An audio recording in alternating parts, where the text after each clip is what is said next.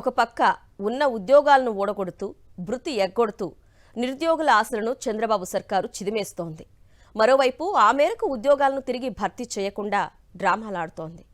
రాష్ట్రంలో దాదాపు 1,72,000 ప్రభుత్వ ఉద్యోగాలు తగ్గించేసి కేవలం 10,060 పోస్టులతో జాబ్ క్యాలెండర్ అంటూ సరికొత్త నాటకానికి తెరతీయడంపై యువత మండిపడుతోంది. రాష్ట్రంలో నిరుద్యోగ యువతకు 20 లక్షల ఉద్యోగాలు లేదంటే నెలకు 3,000 రూపాయల చొప్పున భృతి చెల్లిస్తామని సూపర్ 6లో ప్రధానంగా హామీ ఇవ్వడంతో పాటు ఎన్నికల ముందు చంద్రబాబు ఇంటింటికి బాండ్లు పంచారు.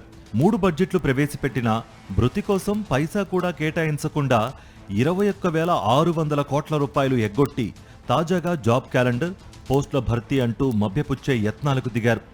నిజానికి చంద్రబాబు సర్కారు నిరుద్యోగ యువతకు కొత్తగా ఉద్యోగాలు ఇవ్వకపోగా ఉన్న ఉద్యోగాలనే ఓడగొట్టింది. మరోవైపు కన్సల్టెంట్ల పేరుతో పలుకుబడి కలిగిన వారికి ప్రజాధనాన్ని పంచిపెడుతోంది. ఇదే విషయాన్ని ఇటీవల బడ్జెట్ సమావేశాల చివరి రోజు స్వయంగా ఆర్థిక మంత్రి సభలో ప్రవేశపెట్టిన ద్రవ్య విధాన పత్రంలో స్పష్టంగా పేర్కొన్నారు. ప్రతి ఆర్థిక ఏడాది బడ్జెట్ సమావేశాల్లో రాష్ట్ర ప్రభుత్వ ఉద్యోగుల సంఖ్యను ద్రవ్య విధాన పత్రం ద్వారా వెల్లడించాల్సి ఉంది. ఈ నేపథ్యంలో 2024 మార్చి నాటికి వైఎస్ జగన్ హయాంలో రాష్ట్ర ప్రభుత్వ ఉద్యోగాలు 11,79,332 మంది ఉన్నట్లు తాజా ద్రవ్య విధాన పత్రంలో ఆర్థిక మంత్రి వెల్లడించారు. మరోవైపు 2025 డిసెంబర్ నాటికి రాష్ట్ర ప్రభుత్వ ఉద్యోగుల సంఖ్య 10.07 లక్షల మాత్రమేనని ద్రవ్య విధాన పత్రంలో తెలియజేశారు. అంటే చంద్రబాబు పాలనలో ఉద్యోగుల సంఖ్య ఏకంగా 1.72 లక్షలు తగ్గిపోయినట్లుగా స్పష్టమవుతోంది.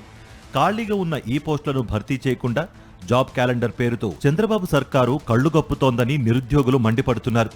మరోవైపు నిరుద్యోగ భృతిని సీఎం చంద్రబాబు ఒక భ్రాంతిగా మార్చేశారు. చంద్రబాబు ప్రభుత్వం అధికారంలోకి వచ్చాక వేతనాలు పెంచకపోగా లక్షలాది మంది వాలంటీర్లతో పాటు అవుట్సోర్సింగ్ ఉద్యోగులను నిర్దాక్షిణ్యంగా తొలగించింది. వారి పొట్టగొట్టి ఏటా 1,500 కోట్ల రూపాయలను మిగిల్చుకుంది. ఒక పక్క నిరుద్యోగులకు ఒక్క ఉద్యోగం ఇవ్వకపోగా వృత్తిపరమైన సర్వీసుల పేరుతో పలుకుబడి కలిగిన వారిని భారీ సంఖ్యలో కన్సల్టెంట్లుగా నియమించుకుంది. ఈ విషయం ఆర్థిక మంత్రి ప్రవేశపెట్టిన ద్రవ్య విధాన పత్రంలోనే స్పష్టమైంది. చంద్రబాబు సర్కారు వృత్తిపరమైన సర్వీసుల పేరుతో ఏకంగా 54,903 మందిని కన్సల్టెంట్లుగా నియమించుకుంది. వారికి వేతనాల రూపంలో ఏడాదికి ఏకంగా 3,054.78 కోట్ల రూపాయలు చెల్లిస్తోంది.